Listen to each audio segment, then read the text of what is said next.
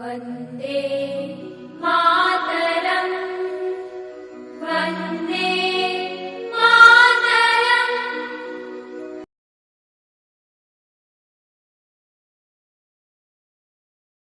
ये हमारी हिंदी साहित्य की 5वीं क्लास है।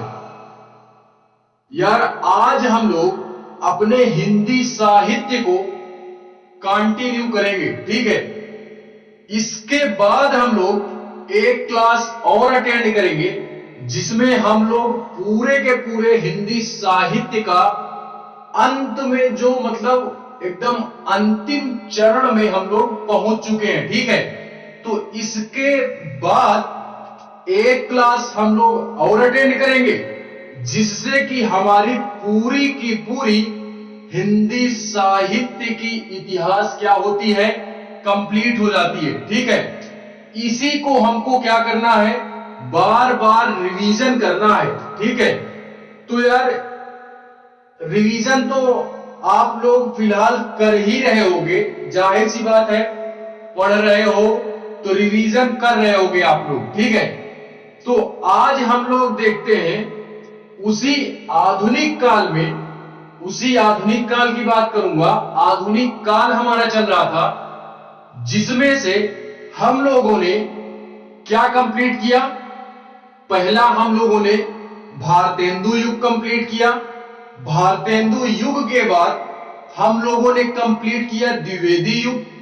द्विवेदी युग के बाद आज अपनी चर्चा को हम जहां से स्टार्ट करेंगे ना, वो है हमारा छायावादी युग। क्या है?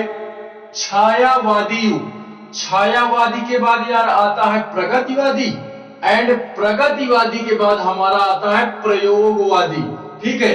तो इन दोनों का अध्ययन हम नेक्स्ट क्लास में करेंगे, प्रगतिवादी एंड प्रयोगवादी, ठीक है। इन दोनों का अध्ययन हम इसकी नेक्स्ट क्लास में करेंगे जिससे वहां से हमारा पूरा हिंदी साहित्य का इतिहास कंप्लीट हो जाता है, ठीक है। तो आज हम लोग जो बात करने वाले हैं वो बात करेंगे यार किसकी? छायावादी युग की। आप लोग हेडिंग डालोगे छायावादी युग।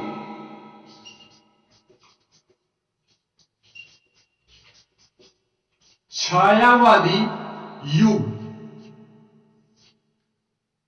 इसकी समय अवधि मैं बता चुका हूं, लेकिन फिर भी अगर मैं समय अवधि की बात करूं तो इसकी जो समय अवधि है ना, वो समय अवधि है 1920 टू 1936,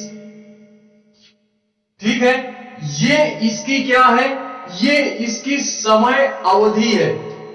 इस 1920 से 1936 के मध्य में जितनी भी हमारी घटनाएं हुई ना हिंदी साहित्य के अंतर्गत, जो भी हमारे रचनाकार आए, उन्होंने जो रचनाएं की, उनका अध्ययन आज हम इस क्लास में करेंगे, ठीक है। ये फिलहाल में यार क्लास छोटी ही होगी, छोटी ही रहेगी क्लास, क्योंकि केवल इसी का अध्ययन हम लोग करेंगे, छायावाद का ही, ठीक है। एक क्लास इसके बाद और अटेंड करेंगे। मैंने क्या बोला था कि संडे को हमारा क्या होती है, जीके की क्लास होती है। क्या होती है? जीके की क्लास हमारी संडे को होती है। तो वही यार जीके की क्लास आज मैं फिर से कंटिन्यू करूंगा, ठीक है। तो अभी फिलहाल में हम लोग बात करते हैं किसकी? छायावादी युग की। किसकी? छायावादी युग की। तो इसमें हम देखते हैं कि इसमें जो हमारे कवि आए, उन्होंने किन किन प्रकार की कौन कौन सी रचनाएं की हैं, ठीक है। ऐसे कौन से कवि हैं हमारे जिन्होंने इस छायावाद के अंतर्गत अपनी रचनाओं के माध्यम से लोगों को क्या किया? हर्षोल्लासित किया और उनके इंटरेस्टिंग का कारण बने। वो लोग क्या करें? उनके इंटरेस्ट का, रुचि का कारण बने। यार इनकी रचनाएं हम क्यों पढ़ते हैं? क्योंकि पढ़ करके जो हमको रुचि मिलती है, हृदय में जो हमारे आंदोलित करने वाली हर्षो उल्लास की तरंग जो हमारे मन में आंदोलित होती है ना, तो यार इससे हमको पता चलता है कि ये जो भी हमारे राइटर हैं यहाँ पे, या जो भी हमारे पोएट हैं, वो क्या होते हैं? बहुत ही प्रसिद्ध कवि हैं। ठीक है, छायावाद में प्रमुख कवियों की ही मैं बात यहां पे करूंगा। ठीक है, प्रमुख कवियों की ही बात करूंगा। तो यार हम शुरू से ही ब्रह्मास्त्र लेते आ रहे हैं। क्या लेते आ रहे हैं? ब्रह्मास्त्र। तो मैं उसी ब्रह्मास्त्र के माध्यम से आपको कवियों को याद कराऊंगा। ठीक है, कवियों को याद कराऊंगा। तो देखो, ब्रह्मास्त्र देखना है कि यहां पे मैं किस प्रकार का ब्रह्मास्त्र छोड़ रहा हूं आपके लिए। ठीक है, वैसे ब्रह्मास्त्र किसी को देता नहीं हूं, क्योंकि ये ऐसा अस्त्र है, ऐसा औजार है कि अगर सामने वाले के प्रति छोड़ दिए ना, तो सामने वाला बंदा घायल हो जाएगा। ये तय है, ये निश्चित है। ठीक है, इसी वजह से इसका नाम ब्रह्मास्त्र है। इसी वजह से हम इसको ब्रह्मास्त्र बोलते हैं। ठीक है, देखते हैं इसमें का जो हमारा ब्रह्मास्त्र है उसको देखते हैं हम। तो महादेव, पहले आप लोग एक बार सुनोगे। ठीक है, महादेव शंकर, महादेव शंकर और राम ने सूर्य और सुमित्रा को छाया में आशीर्वाद दिया। ये हमारा ब्रह्मास्त्र है, इसी को पकड़ना है। ठीक है, इसी को पकड़ना है। महादेव शंकर और राम, राम ने सूर्य और सुमित्रा को, सुमित्रा को छाया में, छाया में आशीर्वाद दिया, आशीर्वाद दिया। ये हमारा ब्रह्मास्त्र है यार, इसी को पकड़ना है। ठीक है, एक बार फिर से बोल रहा हूं मैं कि महादेव शंकर और सूर्य ने, और सूर्य ने सुमित्रा को, सूर्य और सुमित्रा को छाया में आशीर्वाद दिया। अब देखो यार, इसमें से कौन कौन से कवि हमारे निकल के आते हैं उसको हम देखते हैं यहां पे। ठीक है, उसको हम देखते हैं। तो महादेव से हमारे कौन होते हैं? जो छायावाद के प्रमुख कवि हैं हमारे, उनका नाम है हमारा, महादेव से हमारे कौन हो गए? महादेवी वर्मा। कौन हो गई? महादेवी वर्मा, महादेवी वर्मा। ठीक है, उसके बाद शंकर से क्या हो गए? जयशंकर प्रसाद, जयशंकर प्रसाद, जयशंकर प्रसाद। उसके बाद इस सूर्य से, सूर्य से सूर्यकांत त्रिपाठी निराला जी, सूर्यकांत त्रिपाठी, इनको एक उपाधि दी गई थी। किसकी? निराला की। ये निराला जो इनके नाम के इंड में लगता है ना, ये हमारी उपाधि है। ये क्या है? उपाधि है। उसके बाद अगर इस सुमित्रा से बात करूं तो इसको आप पकड़ ही पा रहे हो, सुमित्रा नंदन पंत, सुमित्रा नंदन पंत। ठीक है, तो इस छाया का क्या मतलब हुआ कि छायावाद के कवि है। ठीक है, छायावाद के कवि है। आशीर्वाद दिया, ये ऐसे जोड़ दिया मैंने कि सेंटेंस पूरा थोड़ा सा हमको अच्छा लगे। ठीक है, तो हम लोग यार छायावादी युग में इन्हीं चार एक सेंटेंस हमारा छूट गया यहां पे। महादेवी शंकर और राम ने बोला था ना, मैंने राम ने बोला था, तो इस राम को हम क्यों गायब कर दिए? राम ने, इस राम से हमारे कौन होते हैं? राम से हमारे हो गए राम कुमार वर्मा। कौन हो गए? राम कुमार वर्मा, राम कुमार वर्मा। ठीक है, तो यार इन 5 कवियों को हमको ऐसे माइंड में सेट करके रखना है कि यार यहां से अगर कोई क्वेश्चन बनता है किसी भी प्रकार का, तो उसको हम यार छोड़ करके नहीं आएंगे, भले चाहे ही वो दूसरे व्यक्ति का क्वेश्चन छूट जाए, लेकिन हमारा नहीं छूटना चाहिए। क्योंकि यार हम कहां पढ़ते हैं? हम लक्ष्य कोचिंग में पढ़ते हैं। हमारा तो क्या है? हमारा ध्येय ही है लक्ष्य प्राप्त करना।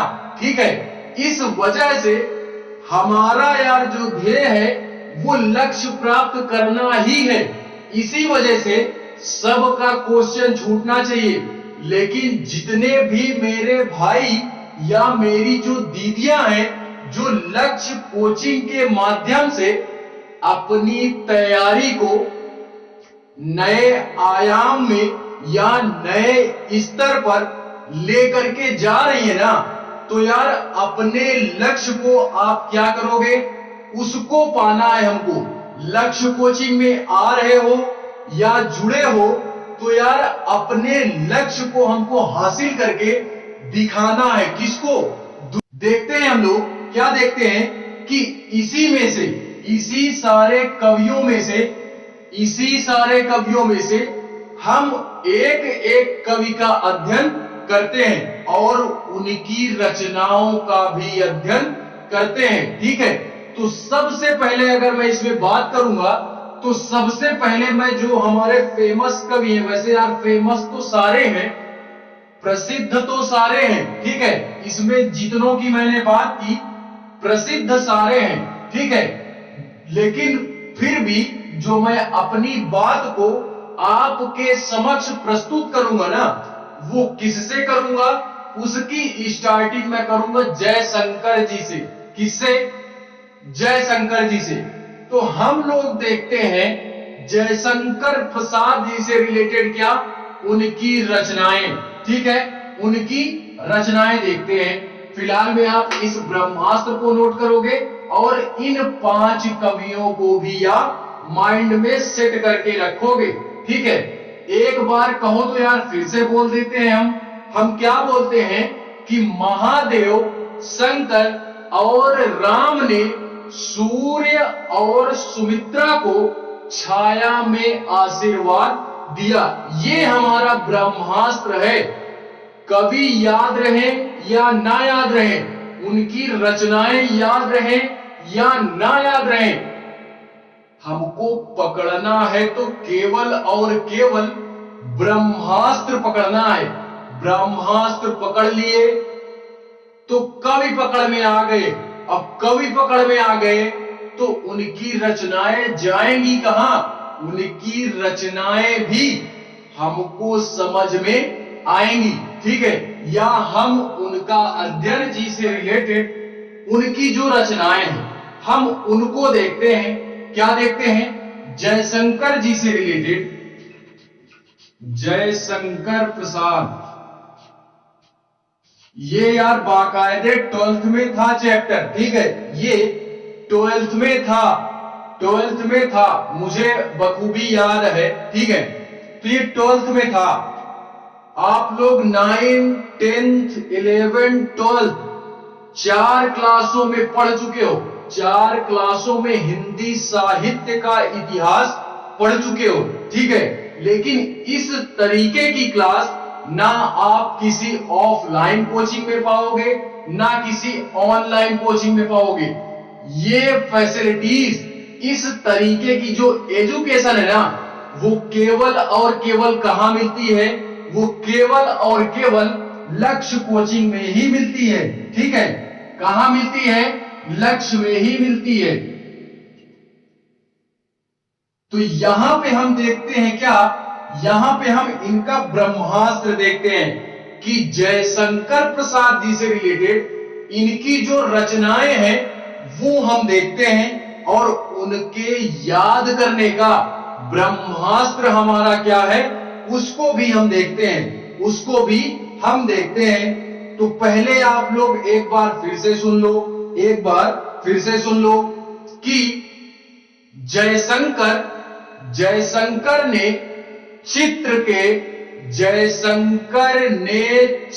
के करुणा के आंसू को लहर के बदले झरना दिखाकर पैसा कमाया। ये हमारा ब्रह्मास्त्र है, इसको पकड़ना है। ठीक है, तो हम लोग देखते हैं ब्रह्मास्त्र अपना, क्या देखते हैं? जयशंकर ने, या केवल शंकर लिख लो, क्योंकि शंकर का मतलब जयशंकर ही होगा, बाकी इससे कोई रचना निकलने वाली नहीं है। तो हम पूरा लिखते हैं, जयशंकर ने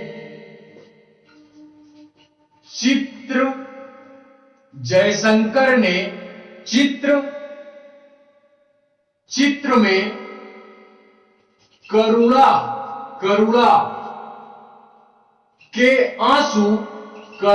के आंसू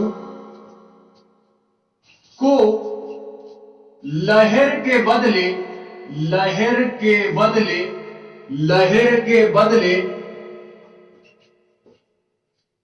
झरना दिखाकर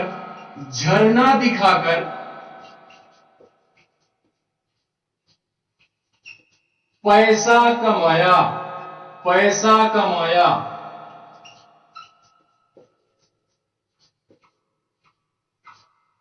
इस सेंटेंस को हमको पकड़ना है।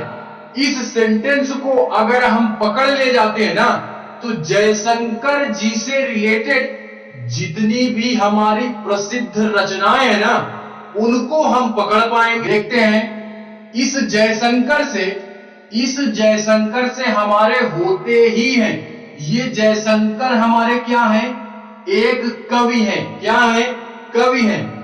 बाकी अगर इस चित्र से बात करूं, तो इस चित्र से हमारी एक रचना निकल के आती है, क्या? चित्राधार।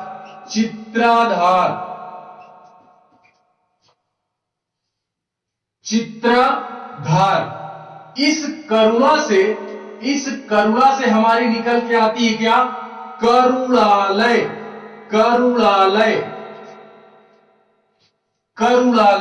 ये भी एक प्रकार की रचना है। किसकी? जयशंकर प्रसाद जी की। ठीक है, उसके बाद इस आंसू से बात करूं ना, तो ये आंसू भी एक प्रकार की क्या है? रचना है, जो कि बहुत ही फेमस है। आंसू भी एक प्रकार की रचना है, ये बहुत फेमस है। आप अगर इसको पढ़ोगे तो कसम से यार मजा आ जाना है, मजा आ जाएगा आपको। ठीक है, तो इस आंसू को आप लोग एक बार पढ़ोगे, इसको पढ़ोगे आप। ठीक है, बाकी एक प्रकार की रचना है हमारी लहर। क्या है? लहर। ये लहर भी याद करनी है। बाकी और अगर बात करूं, तो इस झरना से हमारे क्या आता है? झरना एक प्रकार की खुद में अपने में रचना है। झरना भी एक प्रकार की खुद में रचना है। ठीक है, अगर और भी आप याद करना चाहते हो, फिलहाल इस ब्रह्मास्त्र से हमारे यही 5 रचनाएं निकलती हैं, लेकिन अगर आप और भी याद रखना चाहते हो, तो मैं और भी 2-3 बता देता हूं जो कि फेमस हैं। 2-3 और याद करो आप, ऐसे ही बिना ट्रिक के। ठीक है, एक हमारा है कंकाल। क्या है? कंकाल। ये भी बहुत प्रसिद्ध है। जयशंकर जी की ये रचना भी बहुत प्रसिद्ध है। कंकाल के बाद एक आती हमारी तितली। क्या आती है? तितली। तितली भी बहुत फेमस है। तितली के बाद एक रचना हमारी आती है कामायनी। ये भी बहुत फेमस है, कामायनी। इसमें जानते हो, इसमें मैं ट्रिक बना नहीं पाया हूं, केवल ट्रिक इन्हीं में की बनी मुझसे।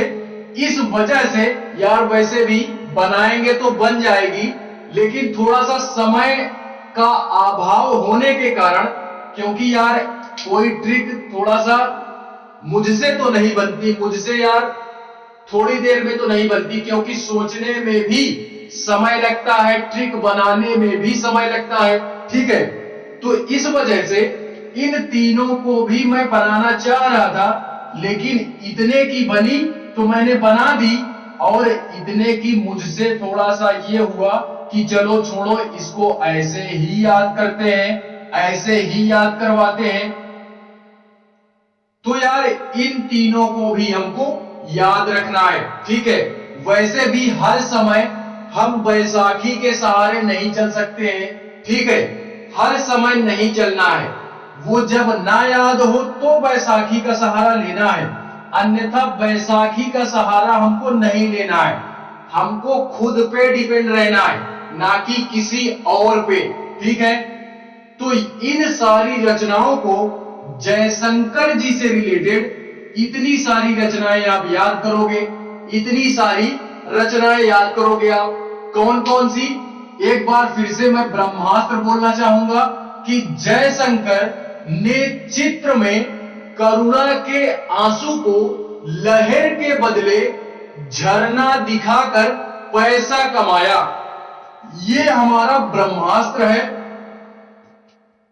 जिसमें से रचनाएं जो निकल के आती हैं, इस जयशंकर से खुद एक रचनाएं हो गई।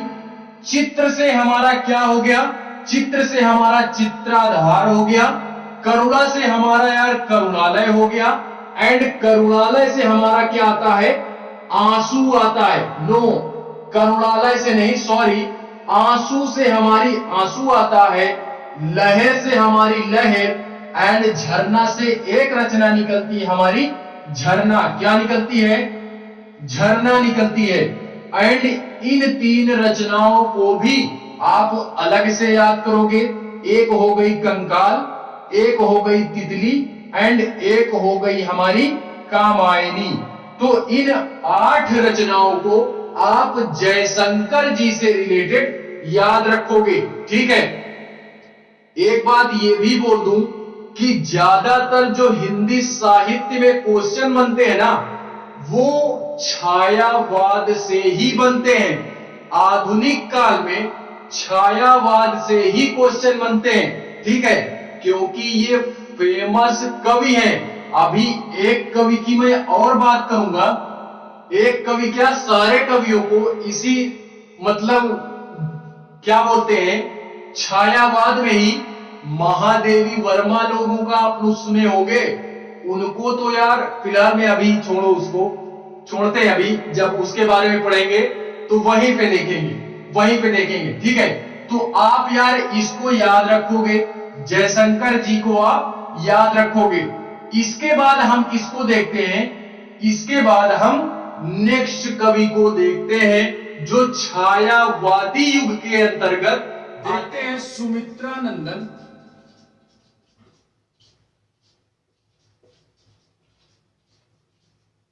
पंत जी के बारे में।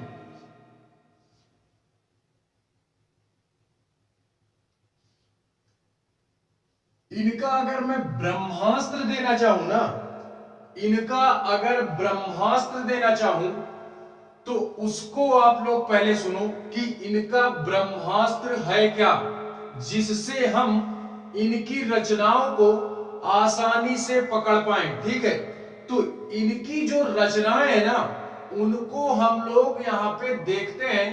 पहले हम ये देखते हैं कि इनकी ब्रह्मास्त्र क्या है। तो ध्यान से सुनोगे आप लोग, ध्यान से सुनोगे कि वीणा की गूंज, वीणा की गूंज सुमित्रा के वीणा की गूंज पूरे आवास में पुलकित हो रही है। क्या हो रही है? पुलकित हो रही है। इसी बात को पकड़ना है, इसी बात को पकड़ना है। क्या पकड़ना है? ब्रह्मास्त्र है हमारा, ब्रह्मास्त्र है। सुमित्रा के वीणा की गूंज पूरे आवास में पुलकित हो रही है। क्या हो रही है? पुलकित हो रही है।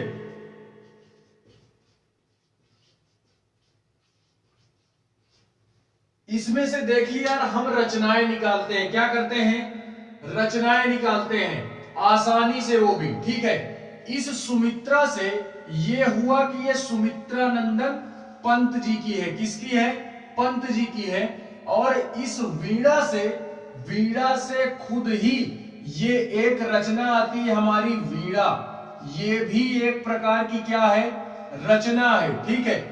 इस गूंज से, इस गूंज से एक रचना निकलती है हमारी, क्या? गुंजन। क्या निकलती है? गुंजन निकलती है। इसको भी याद रखना है। एंड इस आवास से हम लोग बात करेंगे उच्छ्वास। उच्छ्वास ये एक प्रकार की रचना है हमारी। और इस पुलकित से हमारी एक रचना निकलती है जिसको हम लोग पल्लव नाम देते हैं। क्या नाम देते हैं? पल्लव नाम देते हैं। ठीक है। तो इन चार रचनाओं को, इन चार रचनाओं को हमको याद करना है। सुमित्रा नंदन पंत जी से इन चार रचनाओं को हमको याद करना है। ठीक है। पहला हो गया हमारी वीणा, दूसरी हो गई हमारी गुंजन, उच्छ्वास एंड पल्लव। क्या हुआ? पल्लव। ठीक है। इसमें मैं एक बार फिर से यार इसका जो ब्रह्मास्त्र है उसको फिर से मैं रिपीट मोड में लेता हूं। रिपीट मोड करते हैं कि सुमित्रा के वीणा की गूंज पूरे आवास में पुलकित हो रही है। ठीक है। इस सेंटेंस को हमको पकड़ना है। ठीक है। उसके बाद एक दो पॉइंट इसमें मैं और नोट कराना चाहूंगा यार, एक दो पॉइंट और नोट कराना चाहूंगा। क्या? कि सुमित्रा नंदन पंत जी है ना, जो इनको यार एक ज्ञानपीठ पुरस्कार मिला है। इस अवार्ड का नाम भी याद रखना है हमको। वो भी पुरुषों में, वो भी पुरुषों में। इनका नाम देखो, ये फीमेल टाइप लग रहा है लेकिन ये है कौन? ये मेल है। क्या है? मेल है। ठीक है। तो इनका ज्ञानपीठ पुरस्कार इनको दिया गया, ज्ञानपीठ पुरस्कार, ज्ञानपीठ पुरस्कार। वो भी किसके लिए? किस रचना के लिए इनको ज्ञानपीठ पुरस्कार दिया गया? तो वो रचना है हमारी चितंबरा। क्या है? चितंबरा। चितंबरा है हमारी रचना। इस चितंबरा को हमको याद करना है। इस चितंबरा को हमको याद करना है कि ज्ञानपीठ पुरस्कार पुरुषों में सबसे पहले किसको दिया गया? तो वो हमारे कवि हैं। कौन? सुमित्रा नंदन पंत जी। ठीक है। और इनको हम प्रकृति का सुकुमार भी बोलते हैं। ज्यादातर जो रचनाएं इन्होंने की ना, वो किस पे की? तो ज्यादा से ज्यादा रचनाएं इन्होंने अपनी नेचर के लिए की। प्रकृति से रिलेटेड इनकी रचनाएं यार हमको देखने को मिलती हैं। ठीक है। तो इन 3 पॉइंट को नोट करना है। पहली ये रचनाएं नोट करनी है जिसमें ये ब्रह्मास्त्र आता है। उसके बाद ज्ञानपीठ पुरस्कार 1 पॉइंट ये नोट करोगे। दूसरा पॉइंट इसी में हमारा ये आता है कि प्रकृति का सुकुमार, प्रकृति का सुकुमार बोलते हैं। ये पॉइंट भी हमको याद रखना है, ठीक है। इसके बाद यार अगर मैं बात करूं तो इसके बाद अगर छायावादी युग में जो हमारे कवि आते हैं ना, वो कौन है? वो है हमारे सूर्यकांत। कौन है? सूर्यकांत। सूर्यकांत त्रिपाठी निराला जी। कौन है? निराला। निराला जो है ना, ये इनकी एक प्रकार की ये उपाधि दी गई है इनको। ये निराला जो है ये उपाधि है, उपाधि है, उपाधि। इनको ये निराला की उपाधि दी जाती है। किसको? सूर्यकांत त्रिपाठी निराला जी को। इनका यार हम रचनाएं याद करने का हमारा गुरु मंत्र क्या है? तो इनकी रचनाएं याद करने का गुरु मंत्र मैं देता हूं, उसको आप लोग पकड़ो। तो इनकी रचनाएं याद करने का जो गुरु मंत्र है ना, वो क्या है कि अनामिका और तुलसी, ध्यान से सुनना है, अनामिका और तुलसी अपनी बात पे अड़ी, ठीक है। ये है हमारा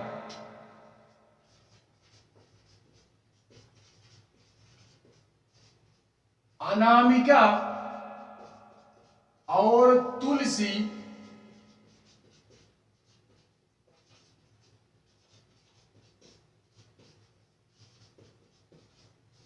अपनी बात पर अड़ी। ये देखते हैं हम लोग, इससे हमारी क्या रचनाएं निकल के आती हैं, इसको देखते हैं हम। तो इस अनामिका से एक रचना हमारी अनामिका ही है। अनामिका ये एक प्रकार की रचना है हमारी, ठीक है। ये एक प्रकार की रचना है हमारी। उसके बाद ये हमारा दूसरा जो आता है ना, तुलसी। इस तुलसी से एक रचना हमारी निकलती है जिसको हम लोग तुलसीदास बोलते हैं। तुलसीदास, तुलसीदास ये भी एक प्रकार की रचना ही है। हम इसको एक तुलसीदास हमारे कवि थे जिन्होंने रामचरितमानस की रचना की है, ठीक है। रामायण जो है हमारी, रामचरितमानस की रचना की, वो भक्ति काल के कवि थे हमारे। किस काल के कवि थे? भक्ति काल के कवि थे। और ये हमारे छायावादी युग के कवि हैं। कौन? सूर्यकांत त्रिपाठी निराला जी। ये छायावादी युग के कवि हैं जो कि अभी आधुनिक काल में आए हैं, ठीक है। तो उनकी एक रचना है हमारी तुलसीदास। क्या है? तुलसीदास। उसके बाद ये अणि शब्द है ना, जो इस वर्ड को इसमें पकड़ना है कि अणिमा एक रचना है, अणिमा। तो इस रचना को भी हमको पकड़ना है यार, इस रचना को भी हमको पकड़ना है। तो इसका जो ब्रह्मास्त्र है, पहली बात तो आप उसको पकड़ोगे। हमको, मैं शुरू से बोलता आ रहा हूं कि हमको ना कवि याद करने हैं ना उनकी रचनाएं याद करनी है। हमको याद करना है तो सिर्फ और सिर्फ जो मैं यहां पे दे रहा हूं, ब्रह्मास्त्र याद करना है, ठीक है। क्योंकि अगर ब्रह्मास्त्र याद हो गया तो जाहिर सी बात है कि उनकी जो रचनाएं हैं ना, वो हम आसानी से पकड़ पाएंगे, वो आसानी से पकड़ पाएंगे। तो इनकी जो सारी चीजें हैं ना, निराला जी से रिलेटेड जो भी सारी चीजें हैं, तो इनको आप याद रखोगे, इनको याद रखोगे। एक बार फिर से देखते हैं, अनामिका और तुलसी अपनी बात पर अड़ी, ठीक है, जिससे एक रचना है हमारी अनामिका, दूसरी है हमारी तुलसीदास एंड तीसरी है हमारी क्या, अणिमा। क्या है, अणिमा। तो आप लोग यार इतनी सारी चीजें समझे होगे। इसके बाद अगर मैं बात करूं ना अपनी, तो एक हमारी कवयित्री है, एक हमारी कवयित्री है। इससे पहले की जो मैंने क्लास ली थी उसमें ये सारी चीजें मैं बता चुका हूं। क्या कर चुका हूं, बता चुका हूं। वो कवयित्री हमारी कौन है, वर्मा जी, महादेवी वर्मा, महादेवी वर्मा। ये कौन है, ये यार हमारी एक प्रकार की कवयित्री है। क्यों, क्योंकि यार मेल है तो कवि, फीमेल है कवित्री। कौन, कवयित्री। ठीक है, तो ये शब्द भी पकड़ना है। इसके बाद अगर मैं इनके बारे में पहले एक दो पॉइंट लिखवाना चाहूंगा, एक दो पॉइंट आप नोट करोगे। क्या, कि इनको भी एक ज्ञानपीठ पुरस्कार दिया गया था। इनको भी एक ज्ञानपीठ पुरस्कार मिला था। वो भी किसके लिए, एक रचना थी इनकी यामा नाम से। किस नाम से, यामा नाम से। तो उस रचना के लिए महादेवी वर्मा जी को ज्ञानपीठ पुरस्कार मिला था। वो भी महिलाओं में सबसे पहले, महिलाओं में सबसे पहले पुरस्कार किसको मिला, वर्मा जी को मिला। ठीक है, तो ज्ञानपीठ पुरस्कार के नाम से। और अगर दूसरी बात करूं मैं इनसे रिलेटेड, दूसरा पॉइंट अगर मैं नोट कराना चाहूं, तो दूसरा पॉइंट में आप ये नोट करोगे कि जो महादेवी वर्मा जी है ना, इनको हम लोग आधुनिक मीरा के नाम से भी जानते हैं। तो ये दो पॉइंट हमको याद करना है, इन दो पॉइंटों को हमको याद करना है। ठीक है, कि ज्ञानपीठ पुरस्कार मिला, पहली बात तो ज्ञानपीठ पुरस्कार, पुरस्कार ज्ञानपीठ पुरस्कार, वो भी किस रचना के लिए, तो यामा, एक प्रकार की रचना है यामा, यामा नाम की। ठीक है, इस यामा के लिए मिला। एंड अगर दूसरी चर्चा मैं अपनी करूं यहां पे, तो दूसरी चर्चा अगर करूंगा तो इनको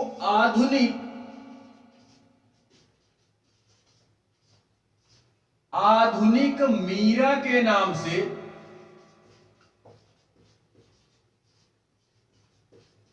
जाना जाता है। किसके नाम से, आधुनिक मीरा के नाम से जाना जाता है।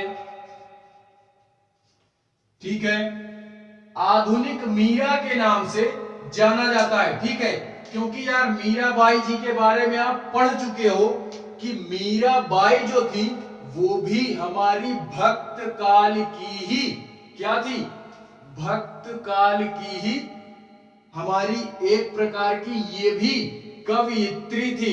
ठीक है, कवयित्री थी। ठीक है, हम लोगों ने मीराबाई जी के बारे में पढ़ करके रखा है आसानी पूर्वक। ठीक है, तो इन दो चीजों को हमको यार अपने माइंड में सेट करके रखना है, सेट करके रखना है यार। ठीक है, अब अगर मैं इनकी रचना की बात करूं कि वर्मा जी की जो हमारी प्रमुख रचनाएं हैं, यानी जो प्रसिद्ध रचनाएं हैं, वो कौन कौन सी हैं, तो उनको भी आप नोट करो, उनको भी आप नोट करो। पहली हो गई हमारी यामा, यामा अभी आप लोगों ने देखा। दूसरी सप्तपर्णा, सप्तपर्णा। तीसरी दीप शिखा, दीप शिखा, दीप शिखा।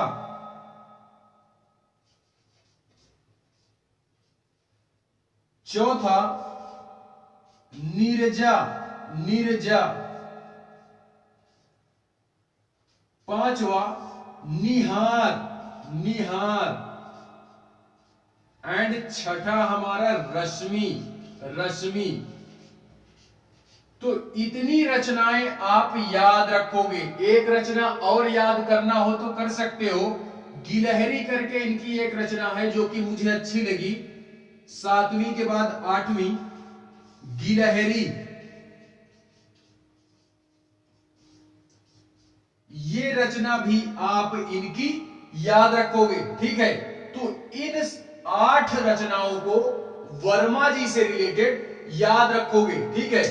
क्वेश्चन जो हमारे छायावादी युग से बनते हैं ना, वो ज्यादातर जयशंकर प्रसाद जी से बनते हैं, वर्मा जी से बनते हैं, और जो हमारे अन्य कवि हैं उनसे भी यार 1-2 क्वेश्चन कभी पूछ लिया जाता है, ठीक है। बाकी जो सबसे इंपॉर्टेंट, सबसे महत्वपूर्ण जो कवि हैं हमारे, वो है हमारे जयशंकर जी और महादेवी वर्मा जी, ठीक है। तो वर्मा जी को भी आपको याद रखना है यार, याद रखना है। अब हम बात करते हैं, इसके बाद बात करते हैं राम कुमार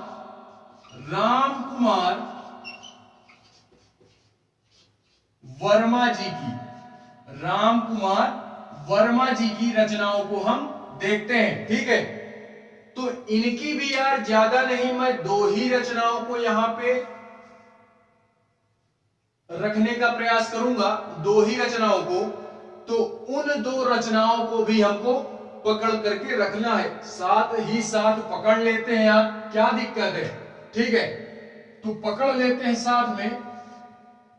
पकड़ना यार शुरू से हम सिखा रहे हैं, तो आप लोग पकड़ना जान गए होंगे।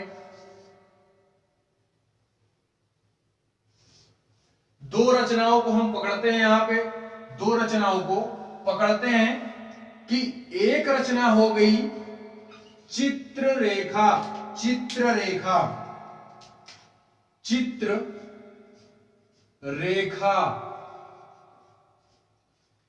एंड सेकंड की बात करूं मैं, सेकंड की बात करूं तो सेकंड है हमारी आकाश गंगा, आकाश गंगा, ठीक है। Akash Ganga, first is Chitrarekha and second is Akash Rekha, Akash Ganga, Akash Ganga. तो ये जो हमारे कवि हैं राम कुमार वर्मा जी, इनसे रिलेटेड 2 रचनाएं हमको पकड़नी है। एक हो गई हमारी चित्ररेखा एंड दूसरी है हमारी क्या, दूसरी आती है हमारी आकाश गंगा। क्या आती है, आकाश गंगा।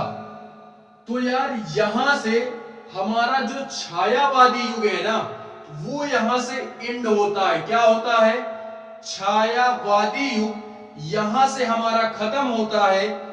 इसके आगे की चर्चा को अब हम लोग देखते हैं, अब हम लोग देखते हैं इसके आगे की चर्चा को, यानी जिसको हम प्रगतिवादी युग के नाम से जानते हैं। क्या बोलते हैं, प्रगतिवादी युग के नाम से जानते हैं। तो उसको हम लोग यहां पे प्रगतिवादी युग, प्रगतिवादी युग।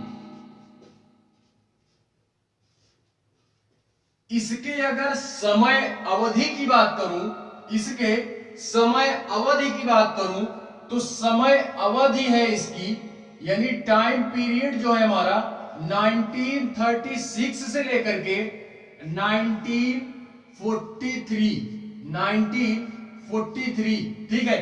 तो ये इसकी समय अवधि है। क्या है, इसकी समय अवधि है।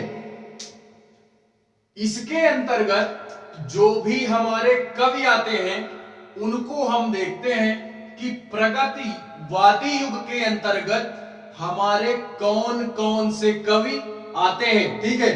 तो उनको भी याद करने का एक ब्रह्मास्त्र छोड़ रहे हैं हम यहाँ पे। तो उस ब्रह्मास्त्र को आप कैच करो, उस ब्रह्मास्त्र को कैच करो आप। पहले ऐसे ही सुनते हैं, पहले ऐसे ही सुनते हैं कि राघव की सुमित्रा को केदारनाथ के निराले शिव ने प्रगति से काटा। इसी को पकड़ना है, इसी को पकड़ना है। ये हमारा ब्रह्मास्त्र है, ब्रह्मास्त्र है, ये हमारा ब्रह्मास्त्र है। ठीक है, देखते हैं हम यहां पे क्या देखते हैं कि राघव की सुमित्रा को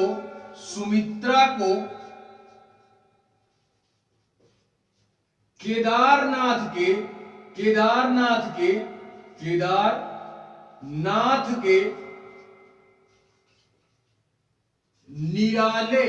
निराले शिव ने प्रगति से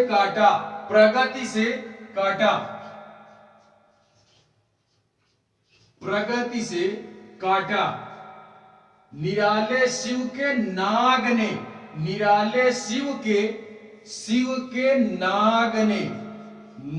ने प्रगति से काटा। तो इस ब्रह्मास्त्र को हमको पकड़ना है। ब्रह्मास्त्र हमारा क्या है कि राघव की सुमित्रा को केदारनाथ के निराले शिव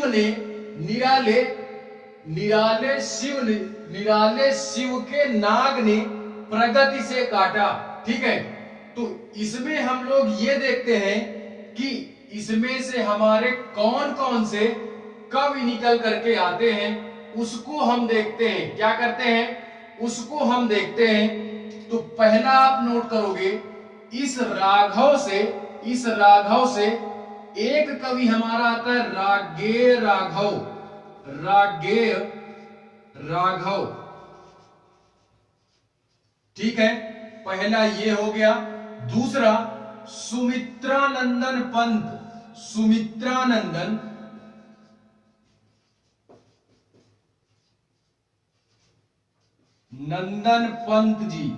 पंत जी जिनको हम लोग देख चुके हैं इससे पहले छायावाद में। उसके बाद केदारनाथ से अगर बात,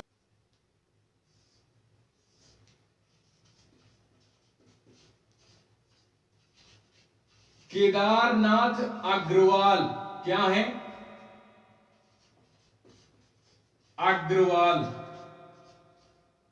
केदारनाथ अग्रवाल।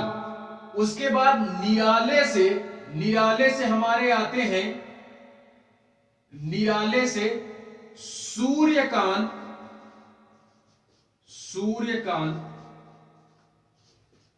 त्रिपाठी निराला जी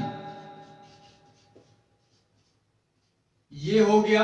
एंड शिव से एक कवि हमारा निकलता है जिसको हम बोलते हैं शिवमंगल सिंह।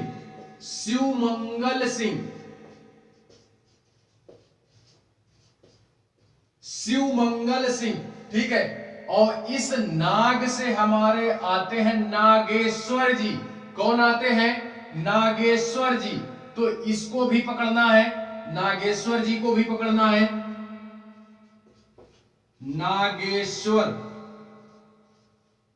नागेश्वर जी को भी हमको पकड़ना है।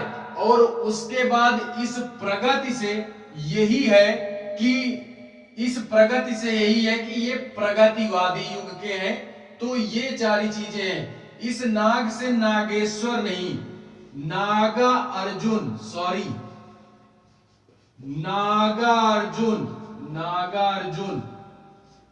नागार्जुन जी हैं। ठीक है, नागार्जुन जी हैं। तो आप इसको भी याद रखोगे।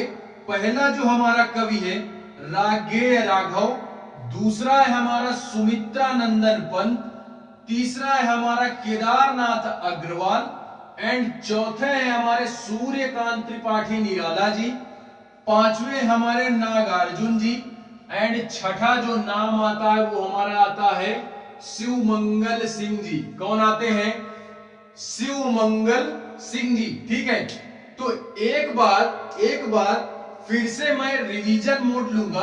रिवीजन मोड में अपने हम बातों को रखेंगे कि राघव की सुमित्रा को केदारनाथ के निराले शिव के नाग ने प्रगति से काटा, प्रगति से काटा। ठीक है, तो ये हमारे कवि ऐसे हैं जो कि प्रगतिवादी युग के हैं। कौन है? प्रगतिवादी युग के कवि कौन है हमारे? ये सारे आते हैं। तो उससे रिलेटेड आप ब्रह्मास्त्र याद रखोगे और ब्रह्मास्त्र को छोड़ करके जो हमारे कवि हैं तो उसके माध्यम से आप कवियों को भी आसानी से याद कर सकते हो। क्या कर सकते हो? कवियों को भी आसानी से याद कर सकते हैं।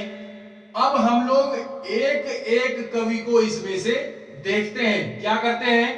एक एक कवि को इसमें हम देखते हैं यार कि हमारे जो कवि हैं प्रगतिवादी युग से रिलेटेड उनकी चर्चा को हम यहाँ पे देखते हैं। तो सबसे पहले खैर देखते हैं, बाकी चर्चा हम सारे, अगर मैं अपनी बात को आपके समक्ष प्रस्तुत करूं तो पहले जो मेरे कवि थे वो कौन थे? कौन था वो? रागेय राघव। कौन थे? रागेय राघव। इनकी रचनाएं देखते हैं। फिलहाल में एक दो रचना ही हम लोग देखेंगे। ठीक है, पहले आप ब्रह्मास्त्र नोट करो। ब्रह्मास्त्र देखते हैं पहले इनकी, उसके बाद रचनाएं देखते हैं। उसके बाद रचनाएं देखते हैं। ब्रह्मास्त्र क्या है? ब्रह्मास्त्र है क्या? तो ब्रह्मास्त्र पकड़ना है। ब्रह्मास्त्र है क्या?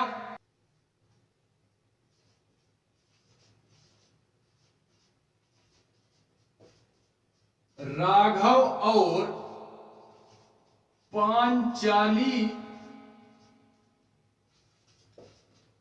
के खंडहर हावी है। राघव और पांचाली के दीपक,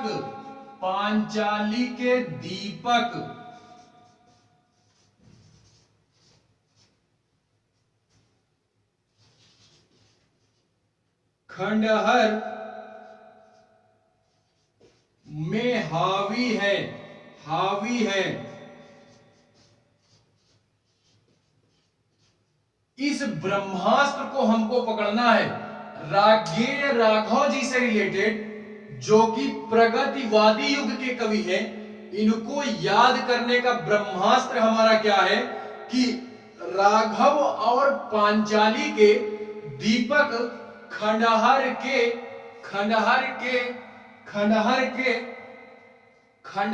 में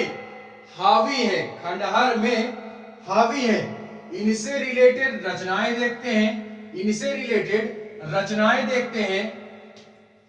इस दीपक से पकड़ोगे कि इस दीपक से हमारी जो रचना निकलती है राह के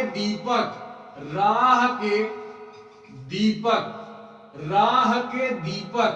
ठीक है, और इस खंडहर से एक रचना निकलती है हमारी, एक रचना जो हमारी निकलती है उसका नाम है अजेय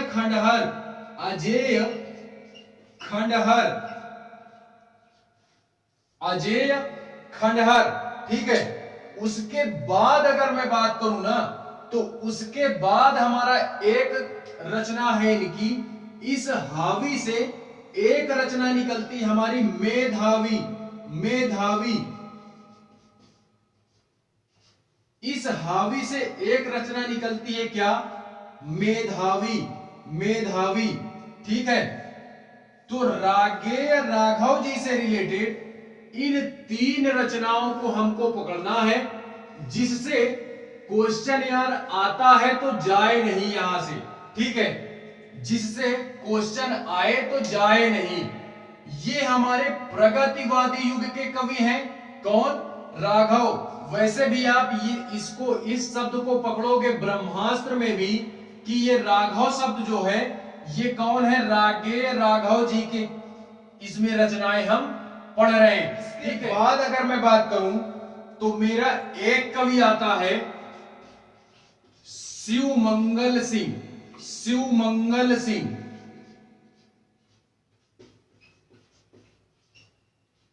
शिवमंगल सिंह सुमन, शिवमंगल सिंह सुमन, ये हमारा कवि आता है।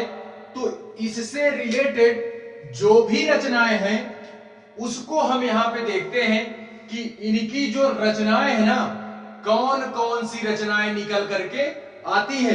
पहले तो हम यहां पे ब्रह्मास्त्र देना चाहेंगे।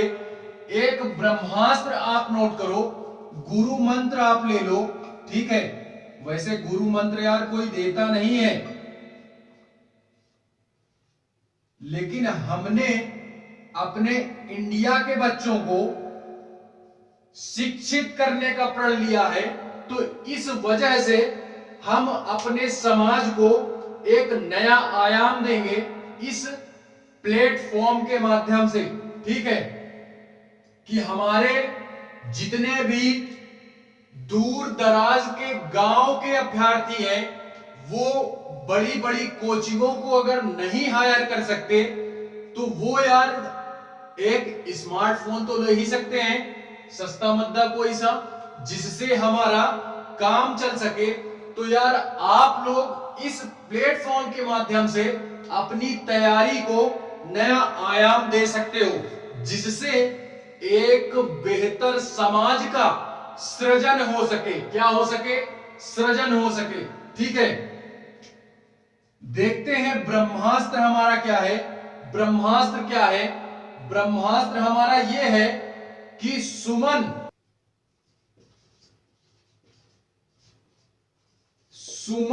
के गाने के विश्वास से, सुमन के गाने के विश्वास से प्रलय आया। क्या आया? प्रलय आया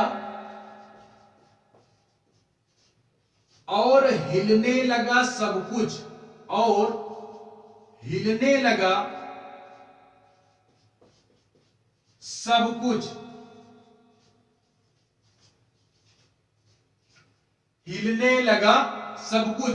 ठीक है, सुमन के गाने के विश्वास से प्रलय आया, हिलने लगा सब कुछ।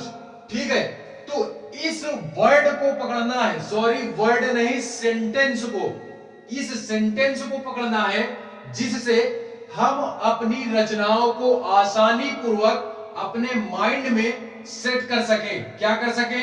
सेट कर सके यार। ठीक है, तो इस सुमन से जो हमको याद करने वाला है कि ये हमारा शिवमंगल सिंह सुमन जी की है। किसकी है? शिवमंगल सिंह सुमन जी की है। एंड इस गाने से जो हमारी रचना निकलती है, वो रचना है हमारी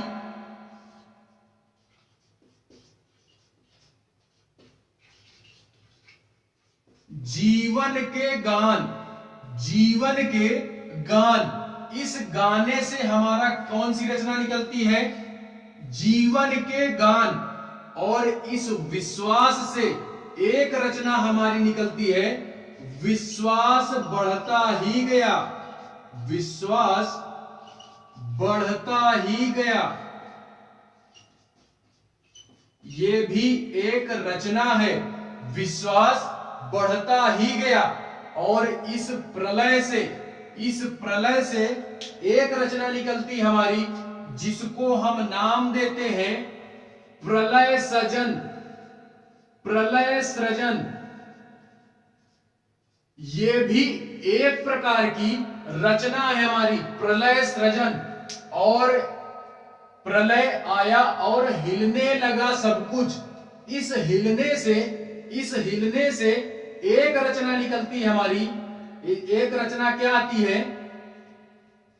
ये थोड़ा सा बोलने में मुझे कठिन लग रहा है, बोलने में कठिन है, लेकिन फिर भी आई कैन ट्राई इट। हिल्लील, हिल्लील, हिल्लील, ये थोड़ा सा बोलने में टफ लग रहा है, ठीक है, लेकिन फिर भी प्रयास किया मैंने। हिल्लील, हिल्लील क्या है? हिल्लील। तो शिव मंगल सिंह सुमन जी से रिलेटेड एक गुरु मंत्र आप याद रखोगे क्या? कि सुमन के गाने के विश्वास से प्रलय आया और हिलने लगा सब कुछ, हिलने लगा सब कुछ, ठीक है। जिससे सुमन से यह तात्पर्य है कि सुमन शब्द हमारा शिवमंगल सिंह सुमन जी हैं, और इस गाने से एक हमारी रचना निकलती है जीवन के गान। इस विश्वास से एक रचना निकलती हमारी, विश्वास बढ़ता ही गया, विश्वास बढ़ता ही गया, और इस हीलने से एक रचना निकलती हमारी हिल्लेल, हिल्लील, हिल्लील, और इस प्रलय से एक रचना हमारी निकल करके आती है प्रलय सृजन, प्रलय सृजन, ठीक है। तो इतना भी आप लोग समझे होंगे, इतना भी समझे होंगे, इतनी चीजें भी समझ गए। बाद अगर मैं अपनी बात करूं, तीसरा जो मेरा कवि है प्रगतिवादी युग का, वो कौन है? वो है हमारा केदारनाथ अग्रवाल। कौन है? केदारनाथ अग्रवाल। आप लोग ये भी डालोगे, केदारनाथ अग्रवाल, केदारनाथ अग्रवाल, ठीक है। इसको भी आप नोट करोगे। इनका यार फिलहाल में कोई ब्रह्मास्त्र नहीं है। क्यों? क्योंकि दो ही रचना इनकी लिखनी ही है, दो ही रचना हम यहां पे लिखेंगे। क्या? कि फूल नहीं, फूल नहीं रंग बोलते हैं, रंग बोलते हैं, ये रचना है, ये रचना है। कितना प्यारा नाम है, फूल नहीं रंग बोलते हैं, ठीक है। और दूसरी जो रचना है हमारी, नींद बादल, नींद बादल। इन दो रचनाओं को याद करना है। केदारनाथ अग्रवाल जी से रिलेटेड इन दो रचनाओं को हमको याद करना है। फूल नहीं रंग बोलते हैं एंड नींद बादल, ठीक है। बाद जो हमारा एक कवि आता है, वो आता है हमारा सूर्यकांत, सूर्यकांत त्रिपाठी निराला जी। क्या आते हैं? निराला जी। इनकी एक रचना हम प्रगतिवादी युग में इन्होंने कौन सी रचना की? वैसे अभी फिलहाल में हम लोगों ने पीछे इनके बारे में पढ़ा, लेकिन वो छायावाद से रिलेटेड थी। वो रचना हमारी छायावाद युग की थी, और ये रचना हमारी किसकी है? प्रगतिवादी युग की है। ये रचना प्रगतिवादी युग की है। तो क्या है? बड़ी इंटरेस्टिंग रचना है, बड़ी इंटरेस्टिंग रचना है कुकुरमुत्ता, कुकुरमुत्ता। ये एक रचना है। क्या है? ये एक रचना है। किसकी रचना है? सुमित्रानंदन, सॉरी सूर्यकांत त्रिपाठी निराला जी से रिलेटेड एक रचना है हमारी प्रगतिवादी युग की, जो कि इन्होंने की है। क्या है? कुकुरमुत्ता, ठीक है। तो इसको भी हमको पकड़ना है, इसको भी पकड़ना है। तो चार कवि अभी तक हम लोगों ने चार कवि पढ़ लिए, चार कवि पढ़ लिए यार, ठीक है। के बाद अगर अपनी बातों को मैं आपके समक्ष रखूं, तो हमारा एक कवि आता है। कौन? नागार्जुन जी, नागार्जुन।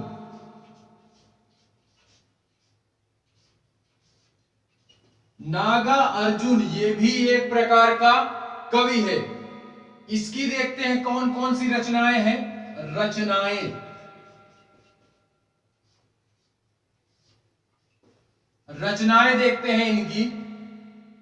मुझे अच्छी लगी, जो एक रचना मुझे अच्छी लगी कि प्यासी प्यासी पथराई आंखें, पथराई आंखें, प्यासी पथराई आंखें,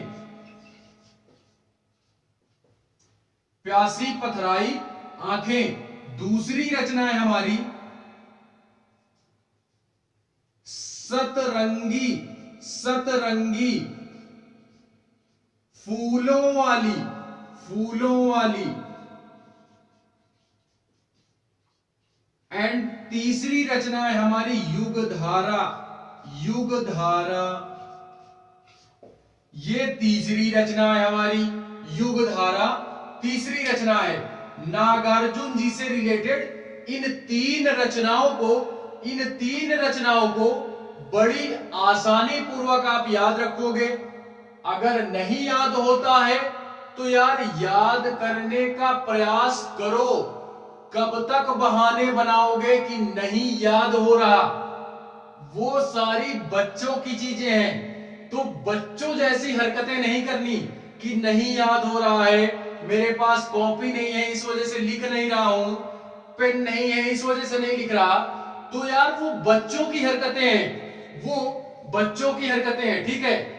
हमारा कोई भी किसी भी प्रकार का एक्सक्यूज नहीं होना चाहिए।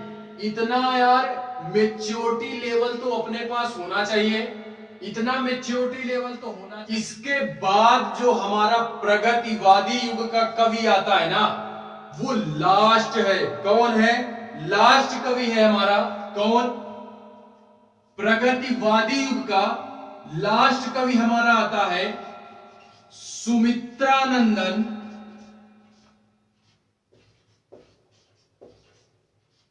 पंत। ये लास्ट कवि है हमारा। क्या है? लास्ट है, ठीक है। तो इनसे रिलेटेड दो रचनाएं यार याद करोगे, दो रचनाएं याद करोगे। क्या? एक रचना हो गई हमारी, एक रचना हो गई हमारी ग्राम्या, ग्राम्या।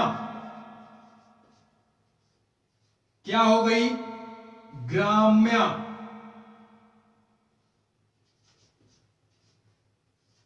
ग्राम्या ये एक प्रकार की रचना है। और दूसरी रचना की अगर बात करूं तो दूसरी रचना हमारी आती है युगवाणी, युगवाणी। तो इन दोनों रचनाओं को पकड़ोगे, इन दोनों रचनाओं को पकड़ोगे, ठीक है। तो यार इतने जो हमारे कवि थे, जो भी कवि अभी हम लोगों ने पढ़े, ये कवि हमारे सारे के सारे प्रगतिवादी युग के कवि थे। कौन थे? प्रगतिवादी युग के कवि थे, ठीक है। तो समझ में आई होगी यार, इतनी सारी चीजें समझे होगे। यहां से ये हमारा क्या होता है? खत्म होता है। क्या होता है? इसका एंड होता है। इसके बाद एक क्लास और ली जाएगी, बोल दोगे तो ले लूंगा, अन्यथा यार उसको मैं छोड़ दूंगा, उसकी क्लास मैं नहीं लूंगा। किसी भी प्रकार का कोई और सवाल है आपके माइंड में, या किसी भी प्रकार का और कोई प्रश्न है, तो आप उसको पूछ सकते हो।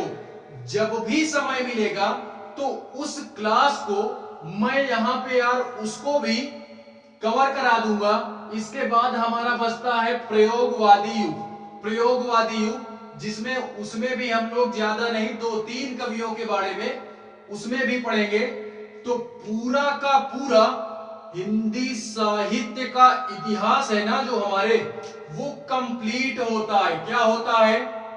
पूरा का पूरा हिंदी साहित्य का इतिहास हमारे कंप्लीट होता है।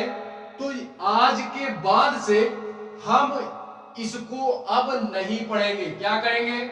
इसको नहीं पढ़ेंगे। आप लोग अब इसका रिवीजन करोगे। क्या करोगे? तो आज के लिए यार बस इतना ही। मिलते हैं नेक्स्ट क्लास में। तब तक के लिए